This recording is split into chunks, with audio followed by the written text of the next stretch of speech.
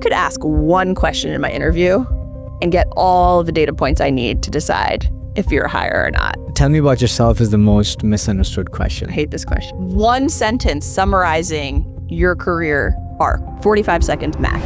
What has been the most interesting thing that you've learned from being a bar? It taught me active listening. Even more important now with AI. Being a manager, especially like a mid-level manager, is a very lonely position. I think most micromanagement narrows down to a lack of trust and a lack of mechanisms. I don't know a single manager who has formal training to be a manager. Being liked and respected are not the same thing as a manager. Being liked doesn't mean they're going to respect you as a leader. Most managers make mistakes that don't come from bad intent. It's good intent applied badly. If you've never had a great manager, how would you ever know what a good manager is? The reason they're a bad manager is probably two things.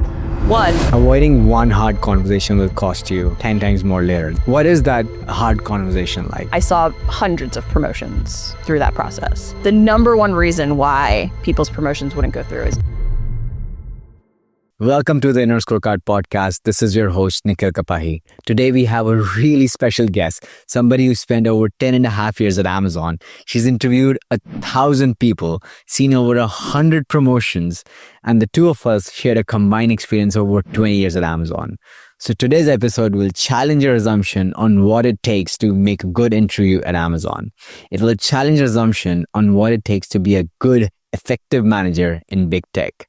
I'm really very excited for you to watch this conversation and hopefully you learned as much as I did. Well, one small note before we jump into today's exciting conversation. 95% of my viewers are not subscribed. I would urge you to subscribe, like, and comment. That helps support the channel. Appreciate you so much. Thank you. I was very fascinated reading about all the stuff that you've done. And personally, my favorite has been your kind of a very bold move to switch off Amazon and 10 and a half years experience where people feel that, okay, now they're, edging that category of becoming a director. And then, I think it's a significant shift when you go from, let's say, L4, L5, which is junior to intermediate to senior. That's one jump. And then I think once you enter the senior realm, which is the L6, L7s, for example, at Amazon, we define orgs at L8s. Yeah. And for you to be able to switch that, and I think you've been quite actively and transparently posting about how the journey has been. And that's been very humbling, relatable, and super insightful. I feel that it's scary in the sense that not just in terms of money and what's going to happen, but also just that day to day feels so entirely different. Yep. And I have some of the remarks that you said. So I want to go deeper into those. The three areas that I want to discuss in this interview is kind of becoming a manager, like in the current era. I think it's very relatable. I'm in that zone of being a senior and I'm trying to figure out, okay, what was the next path? Yep. Then I want to talk about interview skills, like communication, like I think that's the core expertise. And then finally about transitioning to business and when you make that switch. Yeah. So I think let's maybe some of the very interesting tweets that came about. I'm nervous.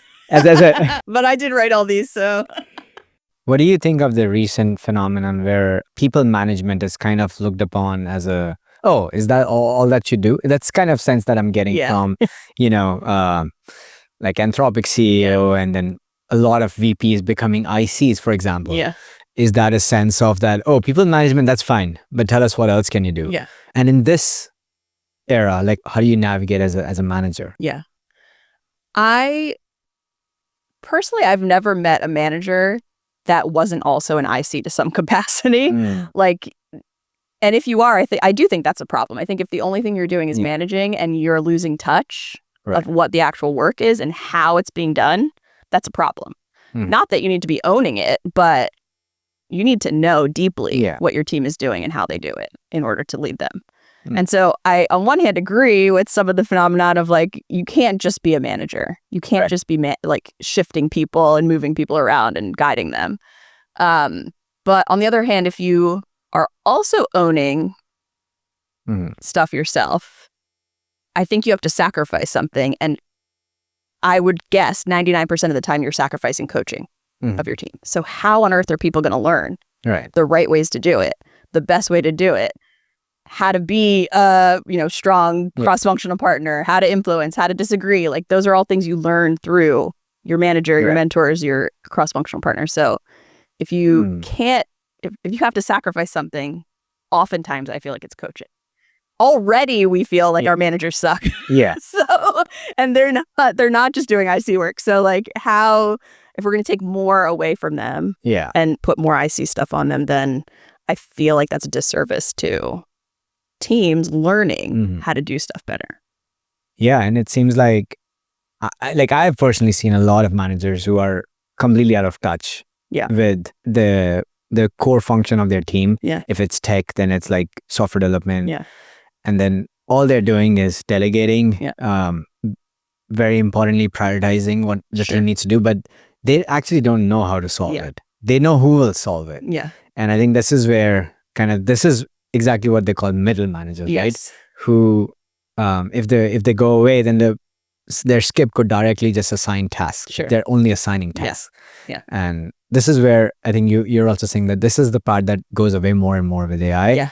But as long as you're hands-on and able to get stuff done, but also have a team, I think that's kind of like at Amazon, how we would have some ICs have people reporting in them, right? Like 3 or 4 people in they're a solid team. Yeah. I think like the problem right now, why this is, I think, such a hot topic is because the work is changing so much, like on the daily, how you do things are changing. And if you can't stay on top of that, how on earth are you ever going to delegate things, right? Exactly. So like you have to be in touch with the team. Yeah. In order to do that, you have to know how things work. Do you need to own the things? Right. But that's where I would disagree. At least spend time. But yeah, at least spend time going deeper rather than just high level, like bring me an update, what's happening. Yeah. And is everything, that's the one that I think we would lose. Even like 3 years ago, we would lose trust with the managers very easily. Is like, if the only thing they care about is status updates, prioritization, and they don't really understand it, this becomes very obvious because they're not able to prioritize, because they don't know how things are done. They're saying, okay, give me a timeline, and you give them a timeline. They're like, oh, I think that's too much. Why don't you do it earlier? I'm like, do you even know what we're saying? I just wrote this whole doc explaining to you why this would take this long. Tell me which part you think does not need to be done. Yeah. And this is where I think definitely, it's a slippery slope going down that way, right? Of being a people manager, and they're doing a lot of coaching. Sure. But that's all they're doing. Yeah. They're not able to understand the core crux, but they're becoming kind of this like a therapist manager. They're like, okay, I'll help you solve your promotion issues, or you need leave, and they're just having long one-to-ones all day, and nothing's getting done. Yeah. Exactly. There are those people, right, who would ping you and you're like, oh my God, it's a 1-hour conversation. Like, why? Yeah. Can you just shoot me a text? Yeah. Yeah. And they ask you, I mean, how many times have you ever said, like, your manager's like, oh, can you do this thing for me?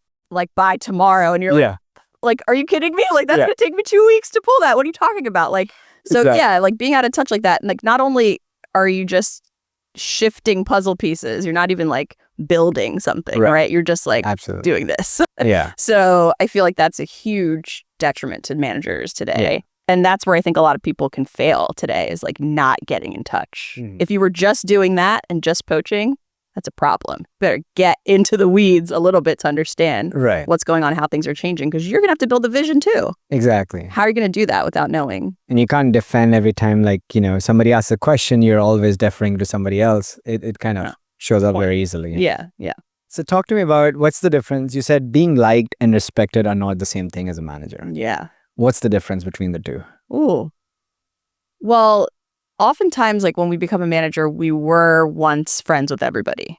Like we were ICs, peers with people. Yeah. And then we got promoted or, progressed into a manager. And so like you go from being very candid with people, very off the cuff with people, friends with people, you talk shit about the same people, right? All these things, to now needing some respect and having to have some credibility and authority with that person, with those people. So being liked, sure, like you can be relatable to people, but that doesn't mean they're going to respect you as a leader, respect your position, respect your vision, take direction from you. Right. Like that's a different skill set. Right. That doesn't mean, so you kind of have to treat it differently. And I think being respected requires you to show some boundaries. Interesting. Like like you don't talk shit with your team anymore. Interesting. And I think the other way is like being an IC. That's how you kind of a little bit earn trust, right? If you're being vulnerable, you're like, oh yeah, that was a terrible one-to-one. Yeah. But you can't do that anymore. Right. How about managers' peers? Like, is that the same relationship as they had when they were IC and their peers, or it's very different? Because now it's like you're being more defensive and everything's a competition in a way. Is that also Yes, just I makes think it? that being a manager, especially like a mid-level manager, is a very lonely position because you all of a sudden were friends with people. Now you're their manager. Yeah. So that's already a level removed. And then you are also like working with, but not really in like a community or a camaraderie with other managers. Yeah. You're like just working with them and having to influence them and influencing their teams, which is not like the kumbaya earned trust that you want. You're now like, I wouldn't say, I don't think I ever felt competitive against them. Although there is like, But they kind of they're a stakeholder, right? Exactly. They're a stakeholder that you're influencing. So it's very different relationship. Right. I never really felt like, oh, these are my people. So kind of like every conversation or almost every conversation becomes tactical. And whereas you can't just let loose. And I think you have to deliberately do that. yeah. Like there's not going to be forums or expectations that you do that. So if you are not that type of person to just like seek out friendship, it's very hard to do. It's very hard to earn trust with other managers unless you intentionally are like, okay, I'm going to befriend this person and like just like talk to them, share some vulnerability with them. I think if you do, that could be really powerful. Right. Really powerful. That's maybe a different way of, playing the same game is like, you're like, you could like it could be like just this weird thing that, oh, that guy is like opening up to me and it's like pretty nice. Yeah. So you could form relationships and, which is what you do with stakeholders, right? Like that's also a way to earn trust is like being more open and discussing things that are challenging. Yeah. Even like no matter what, like down, up, or like across, I feel like that's the right strategy is to try to. I think one thing else you said is avoiding one hard conversation will cost you 10 times more later. That's very interesting. Yeah. What is that hard conversation like? Like, what are those hard conversations that you're referring to here? It's all the things that we like feel are awkward, like giving somebody feedback, telling somebody hard news, disagreeing with somebody, like period. Right. All of these things are like, they make us feel like a little anxiety before we do it. And that anxiety means that you put it off. You soften it. Right. You try to make it more palatable. Right. And that's only going to get you into trouble. Like, just like avoiding all of that makes things unclear. And then down the line, you have to clean up things. You have to change things. Things are not clear to begin with. So now all of a sudden you're like mopping up the mess. Right. And I think that one of the ways that people go about this is they would just say, oh, this is not really my call. This is like, okay, you don't get an increment this year or like you don't get the promotion for another 7 months. Yeah. And they would make you feel out of control. And they would say, this is not really in my hands. I'm trying to do the best thing. And they would just like, put it out in the open. There's somebody there. Yes. They would probably name some skip or something, but there's somebody there who's blocking everything for you. And that's the really frustrating part is like, okay, what else am I supposed to do? I'm not meeting that person and I don't get the direct feedback from that person. And I think some of the posts have been like, go seek out that feedback. Yes. And like a big part, I think the hard part about being a manager is some things aren't in your control, right? Like comp philosophy at Amazon is like, I rarely had a say in changing any of my team's comp. But what you can do is explain, be more transparent to your team about how it works. Right. How does the game work? How does the promotion cycle work? Tell me more. Be more transparent about it. And then as an employee, you can feel like, of course, it's a company. Like, of course, there are policies and rules and processes that are not necessarily built to support employees. But if you know the game, then you can optimize to playing the game, right? And then like you can feel a little bit more in control over what you're doing and more empowered to actually change or progress in your career from that. So I think that's a missing piece a lot of managers miss is that they just, like you said, like put the blame off on the man, the company, whatever, and they miss an opportunity to help people understand How how it all works. Yeah. If you understand how it works, you can absolutely be playing the game then. Right. I think one counter question I have on that is like, is that even possible to explain and open up all the rules? I feel that the manager kind of becomes at a disadvantage because now the person they favored, or, like how Amazon stack ranking works, the person they favored is the one who should know the rules because that's we are trying to push up as a level or whatever, job change, whatever, like career progression. But if everybody else gets to know the same rules, then they start competing on metrics that as a manager you should be tracking, but they now know this, like oh, I did the same level of project, like what's the difference? And that's where I don't know if at a manager level that's even scalable for them to answer all these questions all the time. Yeah. And I feel that every year you would notice like managers focus on one or two people. Yeah. Like, this is what they want to get through and this is their goal. And if somebody new comes in, they're like, okay, this is like really added work. Yeah. And from my Amazon like manager friends or other tech manager friends, they tell me like getting somebody promoted is a lot of work. A lot. Yeah. And it's a lot of work for the person who does it. It's a lot of work for the manager because they're going to, vouch you. They're going to sponsor you for this. Talk to me about like, is that even scalable on the side that, okay, I tell everybody what the rules are. But I have also seen the best managers do that. Yeah. The best managers are like, I won't coach you through all those steps, but this is how we track. This is how you perform and, Yeah. I don't think, I think you create a level playing field by sharing the rules of the game, but it's up to each individual to play the game.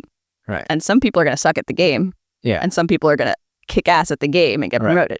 So like that, I don't think that changes anything just by knowing how it works. In fact, it helps as a manager, it helps you be more transparent. Right. In the times when somebody sucks, it's like, well, this is the game. If you can't like, like for example, your work needs to add value to the business. Right. Very concrete way to explain to somebody like your work is not adding value to the business or this is adding value to the business. So I feel like it makes it easier almost to explain you don't have that to, situation. You don't have to go around every time they're asking for promotion. It's like a simple, not a simple, but at least a rubric that, okay, this is where you are. This is what you need to improve. Exactly. It's like a little bit more. Even when managers themselves sometimes don't know the rules. Oh yeah, 100%. Yeah. I mean, as a manager, you need to know the rules. The worst part as a manager, like I'll never forget like my first talent review where you don't know what you're supposed to prepare and you see everybody else preparing and you're like, shit, I was supposed to do that. Like, I'm going to get reamed for not like advocating for such and such or, defending my person on the bottom, like whatever it is. Like there's also manager rules too that you need. Nobody's going to teach you. You have to go figure it out. But I mean, like one of my most popular trainings, you could probably still find it in Amazon, is how to get promoted at Amazon. And it's all, by the way, on like whatever A to Z internal website. Okay. But it's not. It's not like, but nobody's like putting two and two together of like, okay. Yeah. Like for example, if you're trying to get to L7 in Q1 2026, they needed to be talking about that in Q1 2025. Right. So you bringing it up, expecting it now is like, you're late to the game. Like if you didn't know that last year, talking to your manager, like, okay, like what are we doing for scope? Does my scope align with my director, my VP? Like all of these steps. There's a lot of steps to do. A long time. If you don't know that, you're shit out of luck, right? So everybody needs to, the manager needs to know that and pass it down too. That's very interesting. And I think something you said about manager, I think, which is very different from being an IC, is that you don't control the outcome anymore, but you're still accountable for it. And I feel that is the biggest like surprise to people, that it's your team's like output that counts. And especially if you're more into people management and you're not really delivering stuff, your delivery is through other people. Sure.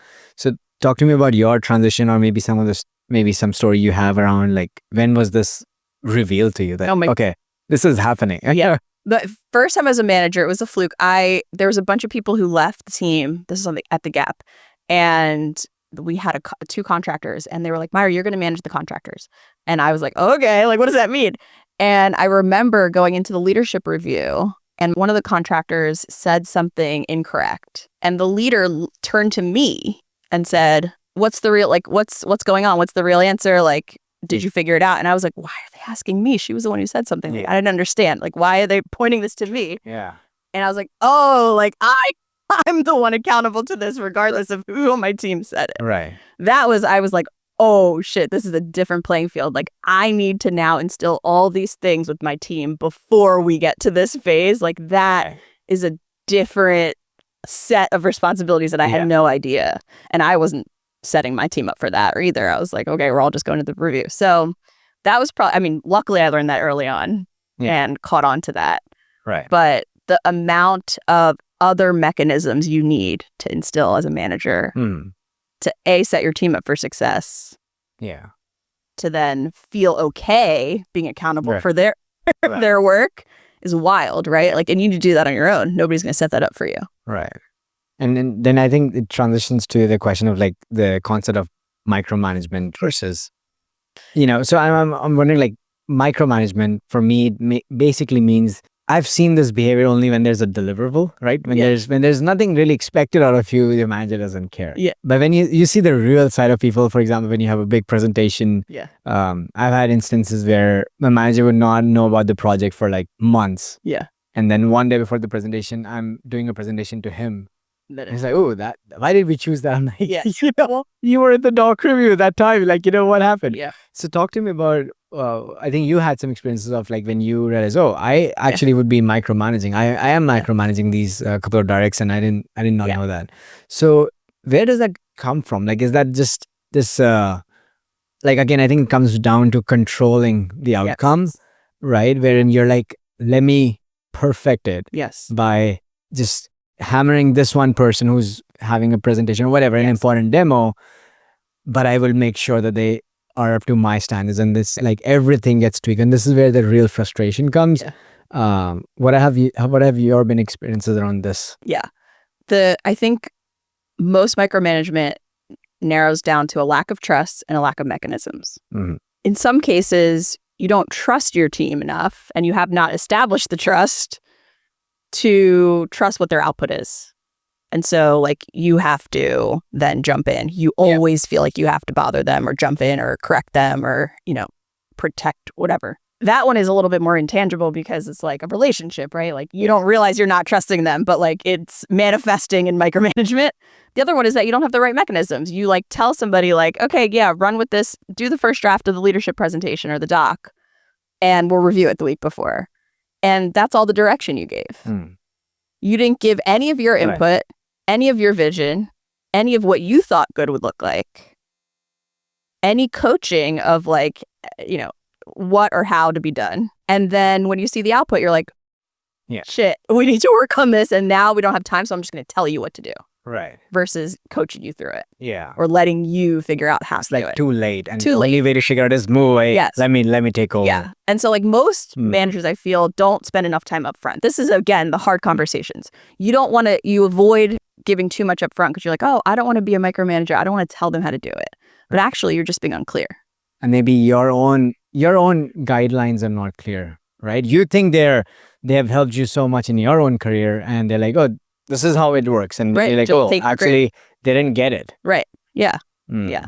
So I think spending more time up front, and then we rarely have the right check-ins in place, like the mechanisms. Yeah. Of like, let me ping Nikhil and ask him, like, how's it going on that? Right. What's your thinking on how you're going to approach it? Right. Like early, before you do the actual full draft. Yeah. So that I can influence that. If you're going way off west and we need to go east, this is my time to give you that feedback before we actually have to deliver it. So I feel like we spend way too much time on the end of things and not enough time up front. But it's usually stems from a lack of trust. Like there's some we haven't established trust enough that I could be like, you got it. Yeah. I'm down. I'm out of this. Right. But there's, the mechanisms part, like that whole process of spending time up front and in the middle. Yeah. I call it the insurance policy. If you want something to succeed from your team and you want the outcome to be great, that's your insurance policy. All of these mechanisms up front. Right. If you do that, you will 99% sure get to an outcome before the end without micromanaging. Right. If you don't do that, you can be sure that you're going to have to jump in and save it. Yeah. And that's where I think people lose a lot of trust, right? Like they're like, yeah, such a trust buster. They were like, this was such a great experience till now. They trusted me and now they're giving me this feedback that I need to rework the whole thing. Why didn't you not tell me that early? And that's where it leads to frustration. And you agree because you have a bigger presentation or bigger meeting. You just do it, suck it and do it. Yeah. But then you're like, okay, never again. And then it happens again. Yeah. For example, when you switched teams or when you had a reorg and when you were into a new manager, what were the things that you were trying to pick out on? Like you're trying to figure out, okay, this is like this. For example, in my case, I would try to figure out what is the manager's style of managing. Yeah, I love that. So I cannot fundamentally change their management style Yeah. as a single person joining a team. So it's more about first I need to adapt and then see if they're open to feedback, give them feedback. Yeah. And I think I've spent probably the first couple of months just seeing, and this is very nuanced, like very subtle things like things like, do they give very long feedbacks on documents or is it just pointed? Yeah. How quickly are they able to give feedback? Yeah.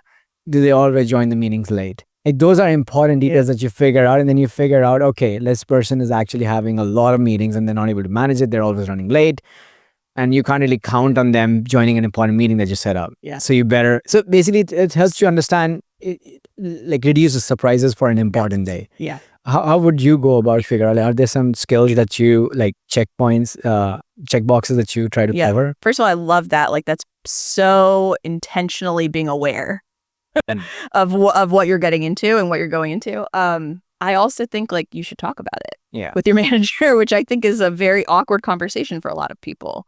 Right. To be like, how do you like to work? Like that's like an awkward question to ask. I think goes back to like putting off these awkward conversations.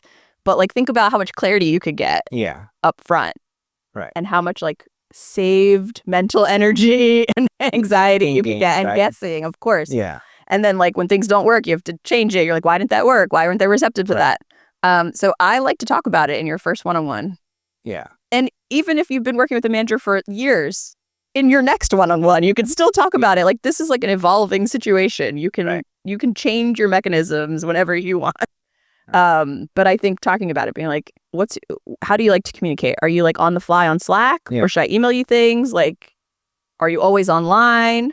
Exactly. These are like all these simple ways of working things that we kind of just lean into and learn, but we aren't intentional about building it ahead of time. How do you like your one-on-one updates? Right. Do you want me to give you ad hoc updates or do you just want me to wait until our one-on-one? Right. Like all these things are just like people are tricky, right? People are also, I sometimes, and myself included, there's some things I do and there's some things I would like to do. Yeah. Right? Yeah. As managers, like for example, I've met all managers, they want written updates. Yeah.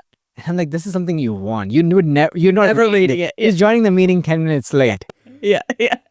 And you can barely listen to me because I can hear you distracted and you're trying to multitask, which is something, they're doing something important probably. But then don't ask me to write written updates because that's kind of pointless. Yes. So that's also something you need to differentiate. Is like, I'll do it. Like, and it's never going to get done because they don't really care about it. That's why I always think you have to question the mechanisms. Like as soon as they don't work, you can't just keep doing them. As the direct report and as the manager, like we're so comfortable in keeping in our ways. We're like, oh, we established the weekly team meeting, so we got to keep having it. And everyone's like, what the fuck are we in the team meeting for? Like change it. Like so what are we doing? Like so you as a direct report can be really valuable if you can bring up some of these things in a way that could be solution oriented and tailored to how you're seeing things work. So you basically need to almost, you need to learn how your manager works, but then you can also manage your manager, right? Yeah. You can figure that out. Interesting. And I think one thing was, the last point on this was like, I think this was something also very interesting is most managers make mistakes that don't come from bad intent. It's good intent applied badly. Yeah. Talk to me about what does it mean to have good intent applied badly? Yeah. I think a lot of bad managers are good people. Mm-hmm. And the reason they're a bad manager is probably two things. One, I don't know a single manager who has formal training to be a manager, right? You get promoted because you're a great IC and now you lead people. they saw some potential in you, but like you're not like, and now attend this very hands-on, practical, 2-week training on how to be a good manager. Like, no, I don't know anybody that's like that. Secondly, you learn how to be a manager from your managers that you've had. Yeah. So like, if you've never had a great manager, how would you ever know what a good manager is? If you've only ever had a micromanager, how do you know how to delegate? If you've you know what I mean? Like there's Exactly. It's your the circumstance that your career was driven by. So I feel like we put a lot of onus on people to be a good manager. We've never given them the tools to be a good manager. So people don't know that they're being a bad manager. They know what they just are trying to do what they think is right. They're great people. I know a lot of people, they say, oh, I love my manager as a person. Yeah. Andrew, I love my leader as a person. Yeah. But as a leader, and you're like, what does that mean? Yeah. Because they don't know what they're doing. Right. Yeah. So in that case, like you need to, is there certain like things that they could do, right, as a manager when they shift from an IC to a manager, they realize, okay, like let me actually, if I've never had a good manager, let me see around now in my peer group who's the best manager, and have that hard conversation with them is, I just became a manager. Can you help me understand like what are the skills? But are there certain traits that automatically kind of make you a successful manager? Like, if you're a people pleaser, for example, does that make you a good manager, you think? No, I think probably the trait that I would say leans to the best manager is being self-aware. Being a people pleaser is not really that. Yeah. Like, if you're aware that you're a people pleaser, then you manage it, right? Like, you're like, oh shoot, like I've over-indexed on this, or I need to be better at this. Right.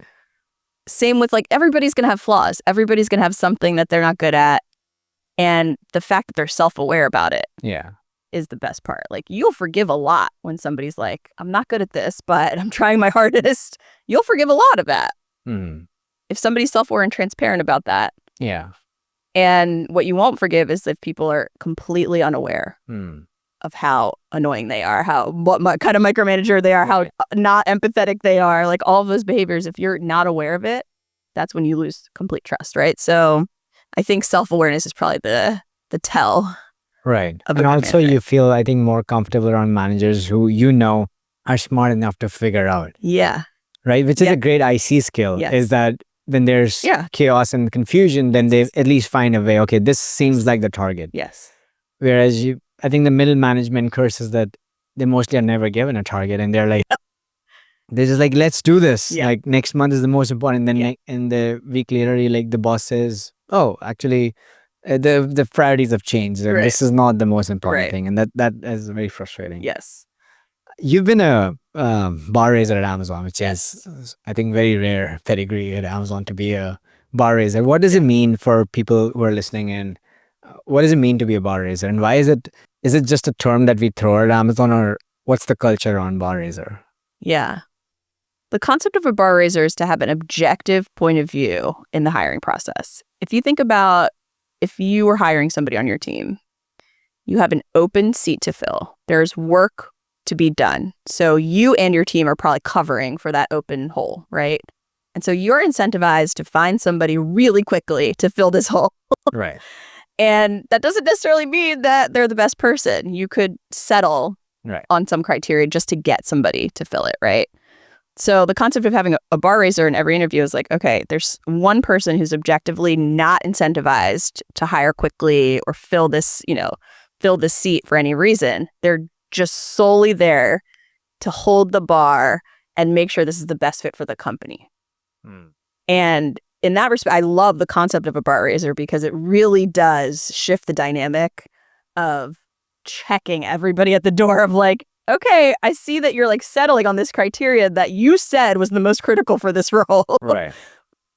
I get it, but like that's not going to be the right fit for you long term. You don't have skin in the game, right? Yes, exactly. That's an advantage you're like, you as a bar raiser have no incentive to get this person in the team because, and you understand the manager's point of view. You understand that the manager is trying to hire. Yeah. But you're making sure that, what has been the most interesting thing that you've learned from being a bar raiser? You've done like, apart from the frustration of doing like thousands of interviews, were you still excited about doing interviews like after like certain point of time, or was it bar raising? I mean, you shouldn't be a bar raiser if you don't like to interview. Bar raising is one of the best things I think I did at Amazon. Interesting. It taught me active listening. To be a bar raiser, they like scrutinize how you interview somebody. Like you have to be the best of the best at interviewing to get the right data points, to create a good candidate experience. And so you get really good at listening so that you can ask the right questions. So you can have like a conversation with the person.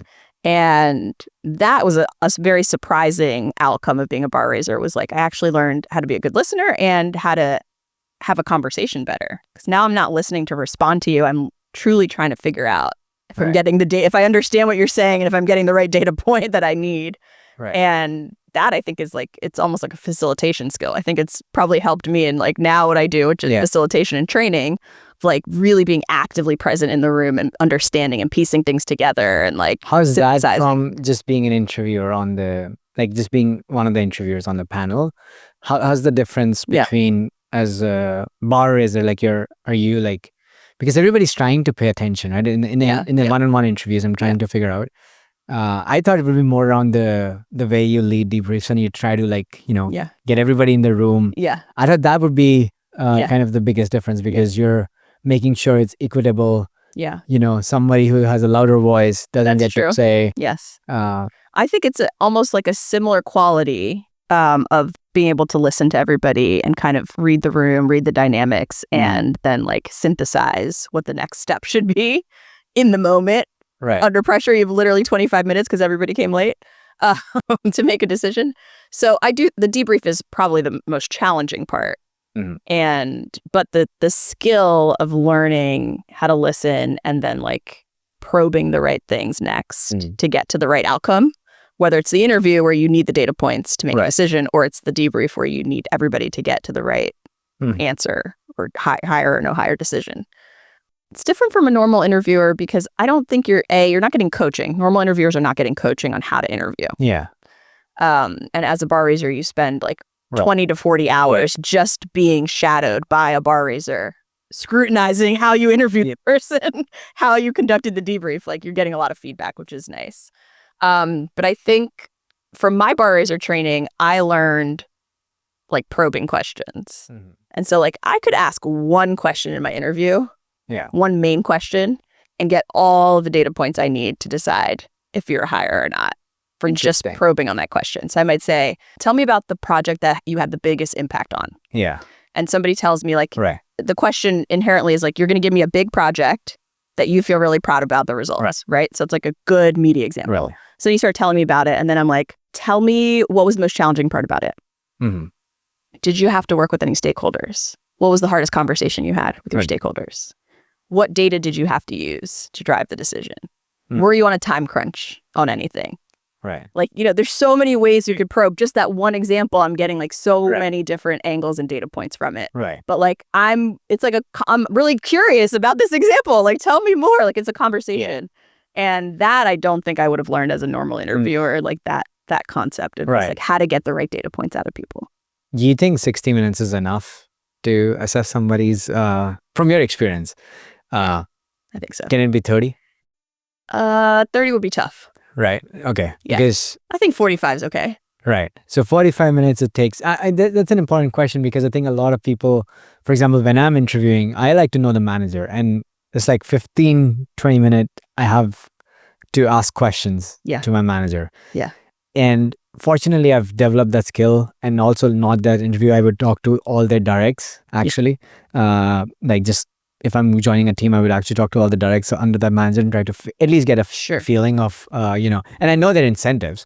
Yeah. So it's like, but at least I get way more honest opinions on the team from my potential peers. So you're saying 45 minutes to interview a candidate and you can kind of make a hire, no hire decision. And that applies even to your business, right? Like that's something that you could say. I think so. The key distinction though is that there's probably 5 or 6 people interviewing. Right. And all of your collective data points are making a hire decision. So it's really like 5 to 6 hours. Yeah. And that I think is really important. Have you been like, do you have a number on how many times have you been wrong? Like you said, Ooh, that's a like, good... it's like in ballpark, like, okay, you said not to hire somebody and Yeah. it was a good hire, or like opposite. I don't know the number, but I rarely regret. Yeah. I don't think ever I've regretted Mhm. the end decision of a Right. hire or no hire decision. And it's because we have such clear criteria. Right. So it's like, if we all got to this, I've never really had to veto. So a bar raiser kind of technically has a veto power. Yeah. I've never had to veto. I've had to very strongly persuade Yeah. a hiring manager. But usually if you can point out the risks, Right. it's hard for any hiring manager to be like, I'm going to go against you. But it's mostly the Because of this negative, risk. right? Like, I would imagine, because the hiring manager, when they're fighting through, it's not like I don't want this person on my They team. want somebody Rather, they don't think it's the right fit. Right. Yes. so okay, that's very interesting. I can't like, I think I've seen a lot of people get frustrated with interviews, and especially when you have to like do 15 rounds of interviews for one position. It's like, God damn, just hire us For first. so much time. It really is like, so it's kind of going back to that thing of like, you put more time up front, you have less downstream impact. Right. So like, yeah, you're right. Those 5 hours. There's no buy-in. It's a lot of Those 5 hours are worth it versus those 500 hours that you're going to spend trying to figure out, oh, that person is, it's a lot of work to hold. 100%. Yeah. You said something interesting about interviews is, tell me about yourself is the most misunderstood question. I hate this question. Yeah. Like, but it's the most common question that you would start with. Right. But I think it automatically sets the tone, right, of the interview. Yeah. Is who you are, what do you do, what are you most proud of. You can already get all those like at least high level like answers, and then you can go probe into. Why is it misunderstood, this question? So when an interviewer asks you that, they're trying to like serve you up a softball, right? It's like an opener, like, tell me about yourself. And when an interviewee answers it, a candidate answers it, it's not a softball. It's like a lot of pressure to try to summarize yourself in a quick thing.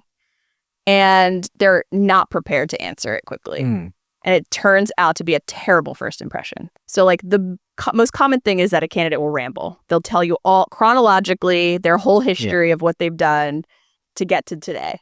And it's been like 7 minutes since you answered the question. And as an interviewer, I'm like, dude, I got to ask you some real questions. Like, that was supposed to be the opener. Like, I don't care. I saw your resume already. You don't need to tell me your whole resume again. Exactly. And so now all of a sudden as an interviewer, I have a bad perception of you or some type of impression of you if you didn't nail the It's just also related to the attention piece. Like, where do you want...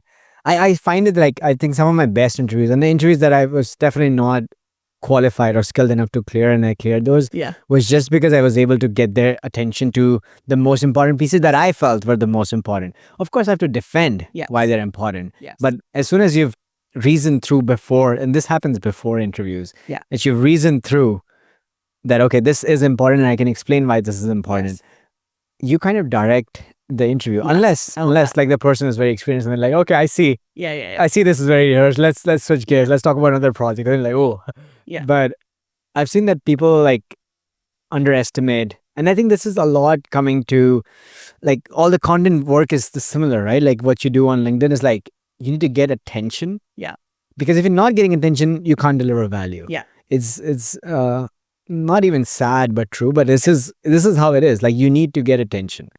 And spot on. If you're just saying 5 years ago I was at this team, then they're just confused. Was that the most important thing, or like is the last 1 year most important? And you're just trying to. You don't want to do a guessing game again, right? So this is very simple. I love it's so spot on. Get attention. How you get attention is by tailoring the answer to them. Right. It's not about you. It's about them. Right. So like one sentence summarizing your career arc. Like, what is the common thing? Right. And it needs to be relevant to this role. Exactly. So don't tell me you're a builder if you're here to maintain this business, right? Like that's not going to be relevant. Exactly. So one arc, one theme, name drop 2 or 3 roles that you had that are relevant to this thing. Right. If I worked in the grocery space and I'm interviewing for a grocery position, I'm going to mention the grocers, the brands that I worked at, right, in grocery, but not all 7 of them. 1 or 2. Right. why you're the best fit for this role, why you're excited for the role. It should be like less than a minute, 45 seconds max is your answer. And this is very surprising. Like I've seen people within Amazon. Recently, I was mentoring somebody and they just basically want to transition from operations to product. And they have 7 years of experience at Amazon, all operations. And they write to this manager long paragraph that this is what they've done in operations. Yeah. This is why they need to switch.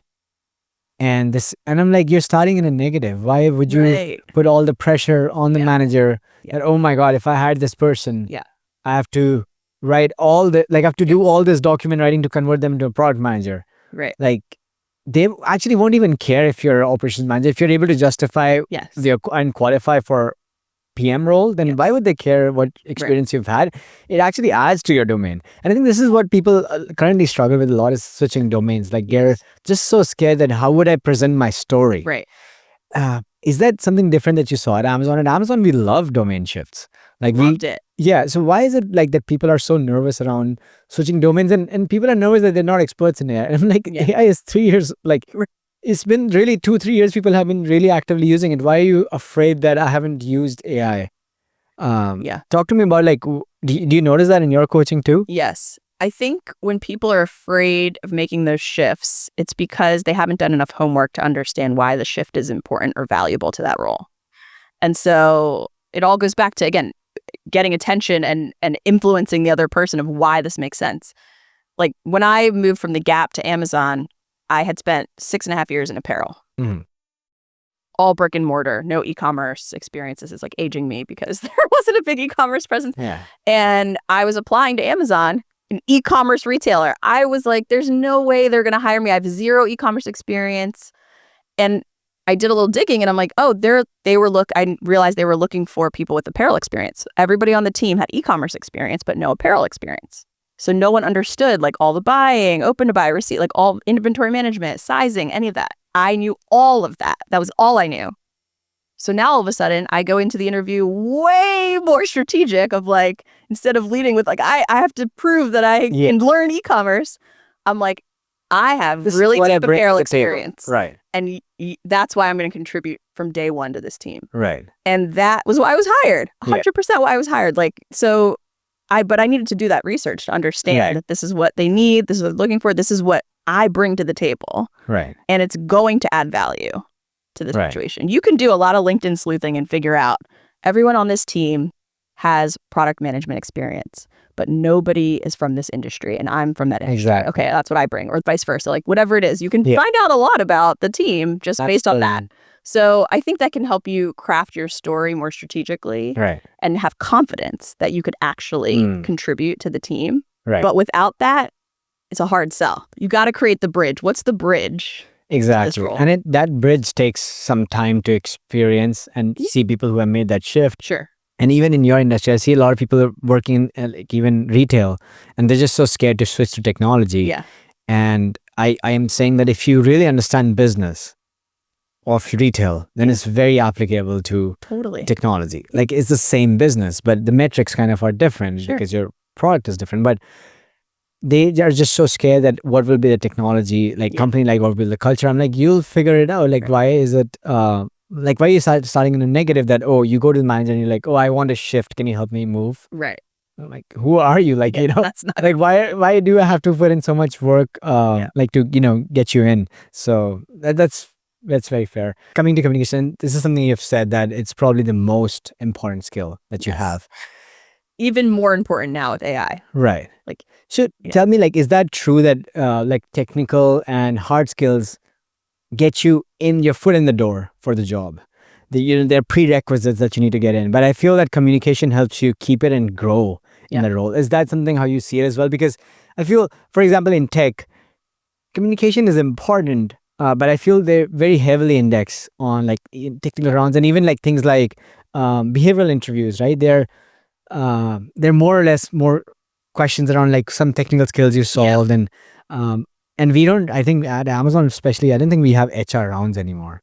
Where an HR is like, what's your goal? Like, you don't really care about any of that. So talk to me about like how important is communication and at what levels would you say is important? Like, do you think for like a techie who's joining in their career, how important is communication? And is that something that they can develop early on rather than waiting to become a manager or waiting to become a senior person in the team and then, oh, damn, I need to really be articulate and be able to get my point across? Yeah. I think the technical skills they are the prereqs. Obviously, you need to have the right ones and show like prowess in those to get in the door, especially for technical roles. I think what sets people apart is their communication skills. How do you actually articulate what you did?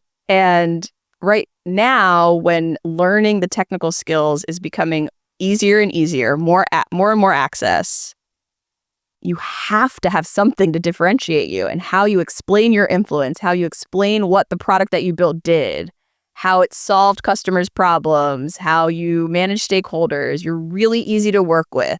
Right. You understand really simple problems and turn them into complex solutions, and vice versa. You understand complex problems and create really simple solutions, and you can articulate that and manage that. That's a huge win. And nobody wants just like the techie. Like, right. You need somebody that can actually drive influence, drive impact. Right. So I think it's more and more important now to develop it early. And it's something that, similar to managing, like you're probably never going to get a ton of formal training on it. You have to really seek it out yourself, and you have to observe other people and how they do it and like practice it. The biggest thing I think for communication is practice. Mm-hmm. How do people practice? It's the hardest thing to do at work because every situation you're in is high stakes. You're not going to practice in the leadership review, right? You like need to nail it. You need to right. And your manager is probably not going to let you practice because they're like, don't fuck this up. Right. If you mess up, I'll cover for you. Like, I'll answer. So very hard to practice at work. You have to seek something out. You have to create ways to practice. Like, I love Toastmasters. I love like all these courses that are out now. I teach a course too on communications where you can actually physically practice and get feedback and have a loop, right? Like where you iterate on it. You're like, oh, that didn't land. Right. Try it again. Right. But I think investing in that early can really set you up for success because there's simple frameworks. Right. Simple things like don't bury the lead. What does that mean? Means like put your main point up front and then explain it. Right. Then give the context. Then give the data points. Then we do the opposite. Right. We want to tell you all the details that got us to the thing, all the context. Oh my gosh, all the context. And then the main point at the very end. I didn't even get to the end of your email because I lost track. Exactly. You have 10 questions already, right? Exactly. So that concept, some people don't learn until you're like a senior L6. Like that's a really simple thing to learn early, but you have to seek that. I think the learning out. I think the best way is through off-channel training. That's like non-conventional ways. They need to figure that out. Yeah. Amazon or any tech company won't like sponsor you or, get you these coaches or get you these trainings. You have to seek them out. Do you think writing, just like starting with journaling, starting with like articulating your thoughts, because I think we feel our thoughts are very clear to us. Yeah. Like I know what I want to do. Yeah. But as soon as I open my mouth, I'm myself confused. I'm like, and the other person, like, they have no idea why I started this. But I'm wondering, like, is that something that they could definitely start with without, because I feel with communication, a lot of people have this, especially in the tech world or like in big tech, they're like, oh, this is all like woo-woo things, how to communicate, how to influence. Yeah. But essentially, self-awareness is, if you don't have that, then you're really, not setting up yourself for success. How can people do like the easiest, fastest way, like to get started on this journey is like of documenting or getting feedback or, being able to write things. Yeah. How can people like start in their jobs? Is that something, let's say they can't take a course. Yeah. I think picking one thing that you have that's low risk this week, even, you have to write your manager a recap on this thing. You have to write a 1-pager on the pricing strategy, whatever, something that's like, small, and the blast radius is relatively small. So like, it's not very risky for you. Instead of like, that's a good idea. Actually, like instead of setting up a meeting for half an hour, you do that, but you prepare a doc yourself. Yes. And you drive the discussion instead of just talking it out. Yeah. I think the act of writing is really powerful, to your point of clarifying your thoughts. that is a big learning I had from Amazon that I didn't realize before. When you learn doc writing, I think initially you think a doc is an output. Mhm. And actually it's part of the process to get clearer on the idea. Right. If you can see it as part of the process to help you get clear on the idea, it's really, really helpful and powerful. And you'll start to actually like doc writing because it helps you get really clear afterward. Yeah. It's like one of the most powerful reframes Yes, if you're an Amazonian. After I have to write now. I'm like, oh, that's how I think now. Yeah. It's like I have to put it on paper in order for me to get to the right answer, even like small things. Right. So I think it could be really powerful and start small. Start Right. with an email, start with something you control. This is the first thing that people do with AI, right? Like, the first thing people outsource. Yes. And I think that's what takes away your thinking. Yes. Because you kind of, again, the attention piece is in somebody else's hand. Yeah. And they're figuring out where the attention should be.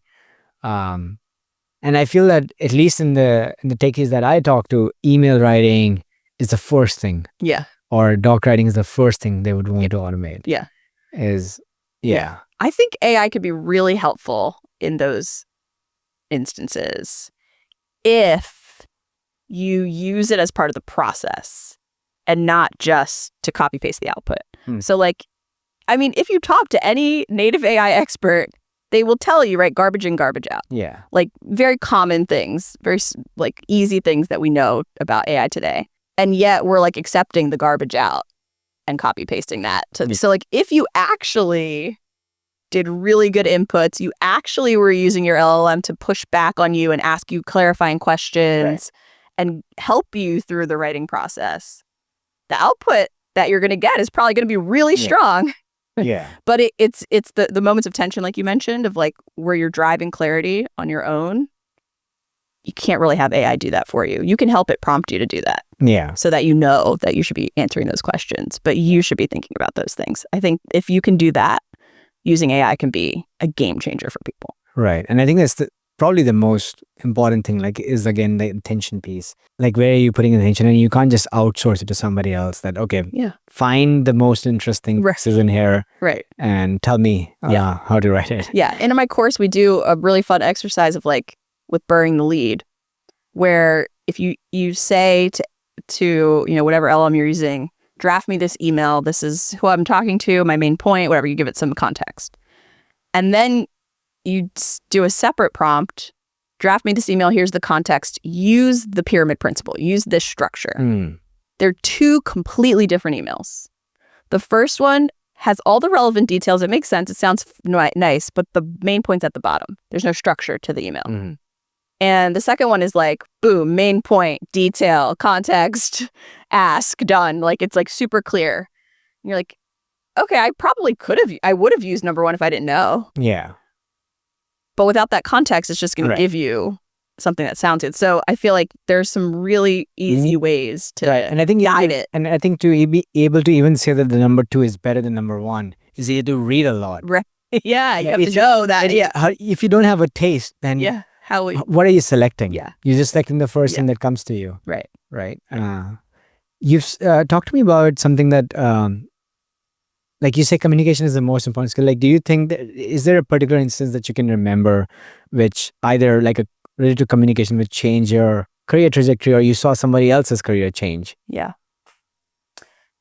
so many. There's probably like a handful of doc reviews that I led that completely changed my career. Like, the first was a really hard doc review that I was an L6 manager, and I wrote a doc to the tech team that they needed to invest at least 3 engineers to fix these marketing tool problems. And that was a really hard doc to like convince them why, what was wrong, what were they doing, like reallocate resources. We weren't getting incremental headcount. This is like why they should stop doing something else. And it was with L10s in the room. Like, it was a tough doc, but it was so clear. And in the meeting, they were like, yes. This is we can't say no. This is like, this is crazy. Right. How you've presented this. And it was like my VP actually, after the doc, which like he's never given me positive feedback for, he's like, that was a good doc. Yeah. And then I got promoted to L7. That was, I think, one of the contributing factors that I influenced, like, all these senior leaders in these teams. But that was definitely game changing. I think the big step changes in my career were because of either an idea or a doc that I proposed. Like, it wasn't somebody telling me to go do that. It was like my idea. Yeah. And then I articulated it really well. Right. And it made sense. It added business value. It made sense to our goals. And people understood it and were influenced by it. Right. And they said yes. Like how I started an L&D team. From scratch. There's no L&D in the retail org. Like, they're like, yes, that is a problem we need to solve and you should go solve it. Here, go do it. It's from a doc. Right. From articulating it. So there's like some, I think, really meaningful outcomes that you can have if you have an idea and can articulate it in a way that means something to other people. Right. And I think very influential. You brought up an interesting point wherein I think a lot of people think that promotion just means like hours and hours of slogging. Yeah. And it was interesting that I was having this discussion with Andrew. He was in Amazon and now he's in Atlassian, a VP. Yeah. And he said that the most all the promotions he ever got in Amazon, 3 of them from 6 to 8 were all related to the times when he actually didn't care because he was actually just focusing on the work rather than the promotion, the outcome. Yeah. And I feel this is where communication and things kind of impact a lot. And those are the, you can do the tech part. Like you need to have one solid project, but the solid project is not a guarantee to your promotion. Right. And often people struggle and kind of get frustrated with the fact that, oh, this was a great project. Why am I not getting promoted on this? Yeah. So this is where I think the other, executive leadership, like and visibility, like how those things play out. And this is where communication is very important, right? Yes. You can't have a meeting with a VP or a skip level and you're not able to articulate your thoughts. Right. And they have to write in your doc. So how are they going to support you? Yeah. So in my org, I led one of the promotion processes that we had. So like we had a doc review for promotions and then a certain panel would review it. And I saw hundreds of promotions through that process. The number one reason why people's promotions wouldn't go through is visibility, lack of communication. I didn't have visibility to this person's work. No. I don't know who that person is. Yeah. I think they work with my team, but I've never heard their name. Right. That's all communication. Right. How you communicate your wins, how you communicate your work, how you communicate your progress, how you draw visibility to yourself. That's all communication. Right. That is 100% controllable. Yeah. By you. So if you want to say your promotion was from uncontrollable other aspects, like, I'm sorry, if that was the reason why you didn't get promoted, it's on you. Like, you didn't do those things. You could have talked to more people, had more one-on-ones, given more visibility to your projects, socialized, like all of these things. Right. It's a huge factor to promotions that we don't really talk about. And I think it's also, I feel that a lot is a disadvantage that we, from Indian culture or, Asian culture is like, we're not supposed to be loud. We're not supposed to be socializing. We do our work, we go home. And that's where the frustration is there that, oh, I did all this great work, but nobody saw me. Well, you never stood out. Yeah. And you never benchmark yourself against others. And I think that's a big disadvantage that we have. And that's why you see like very few like Indian leaders developing, and when they develop, they're amazing, right? They become CEOs, but very few of them go up there because I think it takes like seeking external feedback, and there's some things which are just not culturally appropriate to us, right? Yeah, I totally agree. It's definitely a challenge, and it goes back to our earlier point about if you're a manager, like if you know the game, right, you can better prepare yourself if you want to play or not. Yeah. If this is what I need to do, if I know what I need to do is build more visibility, communicate more with leaders, all these things, it's going to be hard. It's going to suck. Like if that's, how you grew up, that's what you understand. And that's what I need to do. So at least I know that. Right. Versus just assuming like my work's going to speak for itself and then be disappointed with the outcome. That's amazing. And I think I feel that whatever your career at Amazon was pretty impressive, like doing a bar raiser. I know bar raisers are very rare at Amazon, and you definitely seem to be enjoying it. You seem to be like, you seem to be very self-aware. You were always understanding what you want and how to get it, and you were able to get those like wins at Amazon. What was the transition to the switch? Like okay, like you leave Amazon, you build your own stuff. was it a different game you wanted to play? Like just the overall, you just wanted to reset and do something else? Or were there like incremental things that you could not feel that you could achieve at Amazon and you wanted to switch? Yeah. I wanted to stay at Amazon, and I met with like maybe 7 or 8 different hiring teams of open roles, and just there wasn't anything that was a good fit. I wanted to build something from scratch. I knew that like for sure. That was the only thing that I knew about like what I wanted to do next. I didn't really actually know that I wanted to start a company. I wanted to do something from scratch. I wanted to build something and own it. And I wanted to execute a piece of it. Like I actually wanted to do some of the actual work. So it was like not really like where I was a senior L7, like usually the step would be bigger scope, more people on your team. Right. More being a bigger manager. And I was actually saying the opposite. But so that was a very hard thing to find. Either I needed to find like they were ready to hire me for a big team. Right. But it would either be maintaining something that already existed or like me not having any building in it. Or it was like strictly IC and it was not really, you weren't really creating it. It was somebody else's vision, but like you're executing on it. And I was like, none of those really fit what I'm thinking. And so that's when I was like, oh shoot, I think I have to leave and decide what I want to do. And then once I started thinking about like the types of roles, like I was like, I think I need to make this role up for myself, which is like starting this company. And once I went down the path of figuring out how to start a company and all the ideas that came to me and started talking about it to people, just brainstorming, like what could it be? It was no turn. Was it hard to lose the identity, like of being this, you know, like an Amazon red badge veteran, bar raiser, like all those terms don't mean anything in the business world. You can say it's Amazon. Certain ego. Yeah. Yeah. So how was that switch? Like from being to, I'm a entrepreneur. I don't have anybody to report to. First month I'm not making any money. And is that also kind of your upbringing which makes a difference there, that you're able to take those risks? Or this was like unprepared venture that you took? No, it was very prepared. It took me like 18 months to figure out if I should leave or not. First of all, the money, right? Like that was enough to keep me. I think, say it again and then I'll say it. No, I'm just wondering, like, did it not play in your head, like your kids' education, like all those things, like, you know, the Indian things that come to your head? Yes. Is that, what if everything? First of all, there was an ego hit. Like I actually wrote, like, I do this exercise called the love-hate exercise where I write all the things that I love about my role and all the things that I hate that drain me. You probably still have to do them, but you hate them. And like one of the things on my love list was being the go-to person, like being known. Like at Amazon, like everybody knew me. Oh, ask Myra about that. Even things that I have no domain expertise in, they would be like, you should ask Myra. She might have a point of view on that. And I loved being that, right? And so like going from that to not any, literally nobody, like 0 Instagram followers, nothing, right? Definitely an ego hit. But also is like driving me, like I know that I like that.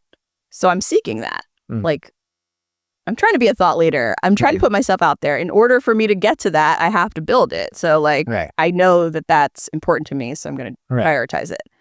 I found definitely like going back to like the Indian roots of me, where like my family is very proud that I work at a company that everybody knows, right? Like that's like a thing. Yeah. And I found other versions of that in this. So like now that Amazon is my client, that still has a cachet, right? Like the guy is my client. These are like high, you know, very well-known brands.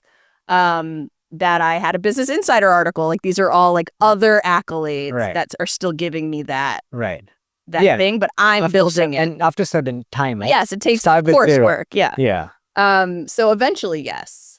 The considerations of like stability, having kids, money, all of that like was very calculated. Like we did a lot of sensitivity analysis on like if the stock is high, mid, low, like what happens? Much do we need to say? Like let's just put this much away as like emergency rainy day. We both get laid off. What happens? Yeah. This is how much cash I have to burn. But did you even go near that worst case scenario? No. Yeah. Right? And literally I did a worst case scenario.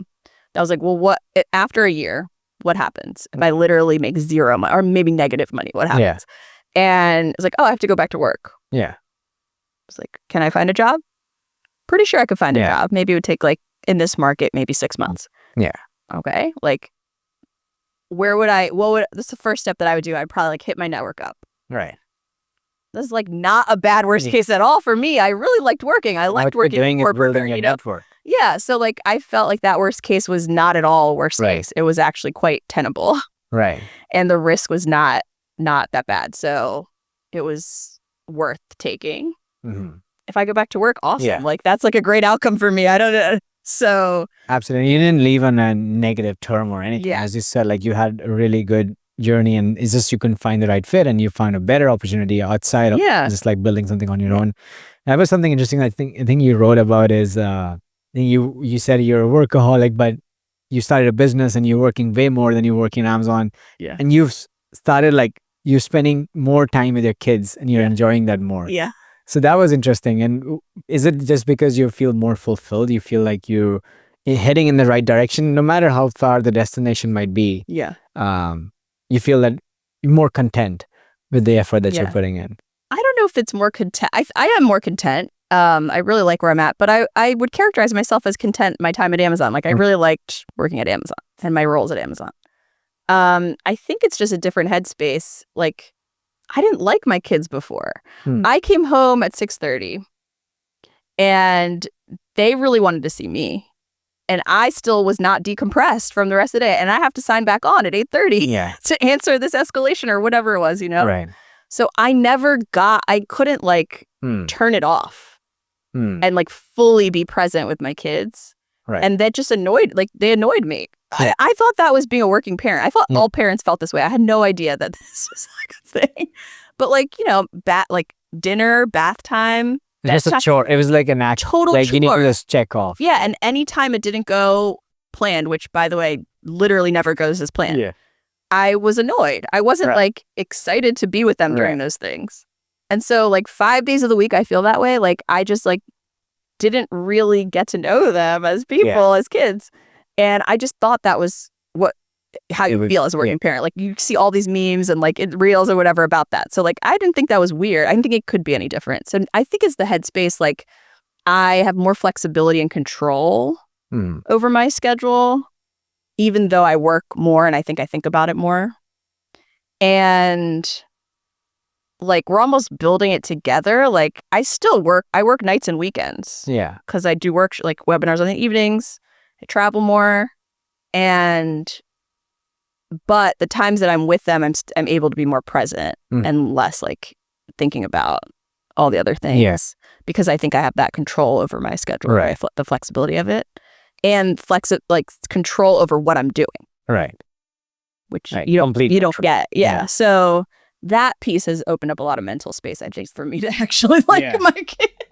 People comment all the time about that post. They're like, I love that you said you like your kids now. I'm like, I know I feel bad saying it, but I mean, truly, like, that was like something I didn't expect to change and has been one of the best outcomes. That's amazing. Yeah. What does the destination look like for Leadership Labs? Like, is there a goal or is it a moving post? Like maybe when you started a year ago, is there a destination or is it just like you're just enjoying the journey right now and there's no like this number or these many people or like, any sort of metrics in there? Yeah.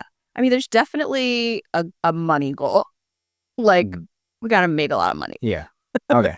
I think that's like the Asian in me is Yeah. I think I went into it really wanting to define a vision or an end state. And I'm realizing the process is way more valuable than the end state. And the end state is going to keep changing. So like, why am I chasing something that's going to keep changing?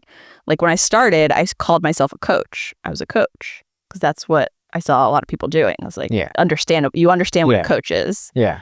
And I realized, I don't actually like one-on-one coaching. I should probably not call myself a coach. And that completely evolved after the first year. Like now I just mostly do corporate workshops and teach. And I think it's going to completely change with AI. I'm building some AI stuff too, and like some scalable stuff and influencing. Like all these things are like totally nebulous and changing literally every day. Interesting. and I think are going to shape things to be bigger, different, totally unimaginable from what I think today. So there's no point it's of like trying to fix it. Yeah, I mean, like I have like, I know the things that are right and wrong, Yeah. and that's going to guide me, but it has to like be worth it and be big. Right. Yeah. Super interesting. Yeah, can people find you, Myra? And People can find me on LinkedIn, Myra Deshmukh, or on TikTok, Leadership Lab Co., or send me a DM. Yeah. Love to hear from you. Yeah, just like me. Reach out to her. Oh, we met. Yeah, that was great. Thank you so much for coming here. Yeah, thanks for having me. Thank you so much for listening into today's conversation. If you found this or the past conversations helpful, please do share, comment, and subscribe. These guests are from my own personal network, so I would really encourage you to subscribe because that helps support the channel.